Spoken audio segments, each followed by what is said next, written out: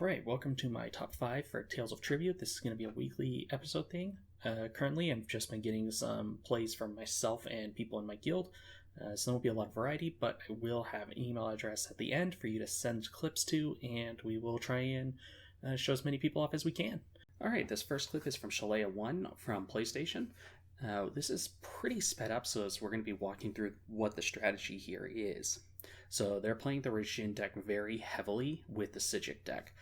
Basically, they've also used the Red Eagle deck to get rid of a bunch of the cards so that they're cycling through basically 2 hands and making sure they get the cards they want every time with those Dreaming Caves and the Psijic Agent. And by doing this, they're able to start cutting down on their opponent's power every turn by playing the Rajin Agents, and then also getting power, as you can see, every turn, and slowly building it up. But they're keeping their opponent from being able to do a whole lot because their opponent has to waste money on killing agents or being overrun, and they're not able to keep agents out themselves because of the Psijic. So this is a very good example of how the Rajin deck can very quickly go from 10 prestige and someone at 38 prestige to winning the game and just overwhelming your opponent. So as you can see now, they've literally gotten to 42, their opponent can catch up, but again, their opponent is losing prestige, losing card draws. All the same time, they're able to pick some up, get ahead, and win the game.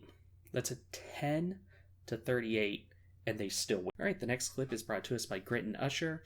So first things first, we saw the Scratch followed by the Toll of Silver, and then a Pilfer that gives us that 3 draw, plus quite a bit, the Blackfeather Knight to just round off a little bit more crow power, double Archer's Volley, followed by the Ritz, and finally Conquest. We'll get the 3 power from that. This game was pretty much over at 36 to 16 and 13 power game, but let's just crow it for a good old 63 power to close it out. Alright, this is another one of my clips. First things first, we've got the Blackfeather Knight, and we are throwing down some more crow cards. Toll of Silver, Scratch. You can see we are throwing down Rally plus some more Ritz and just a Conquest for that 13 power. Pop in the Crow Patron for that 26, and we're up to 62. That's a game win. Alright, this is another one of my clips. First things first, we see that I have a Plunder. I'm going to want to be able to look at what I'm going to draw, so I use the Sage's Counsel. I see that Dreaming Cave, I go, okay, I'm going to get another draw out of that, and be able to hopefully pick out 4 more by scrying. But before I use that, I use another Sage's Counsel out there. Get rid of those 3. Hope I'm going to get something good. Get another Dreaming Cave. Get the 3rd Dreaming Cave. Okay, we can actually filter through our entire deck. Get the Armory again.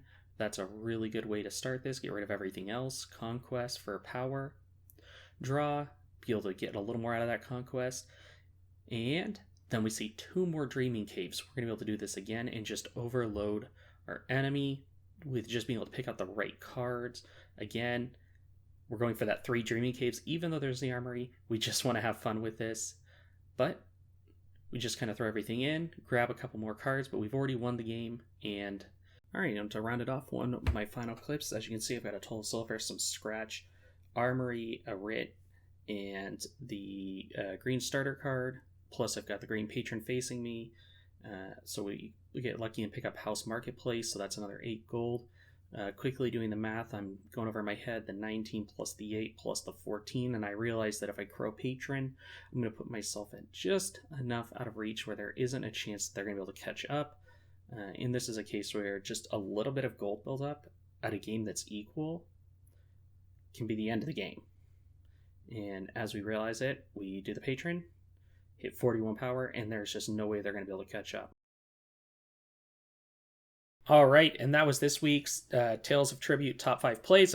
They were all mine, so hopefully this week we'll get some people to submit some, and I can start looking at the clips that you guys are playing and seeing the cool stuff you are doing versus just watching my old plays, which you can catch me on Twitch doing live. Anyways, feel free to drop by my Twitch, ask questions when I'm playing Tales of Tribute, and hopefully we'll see some more clips from you guys next week. Alright, good luck out there.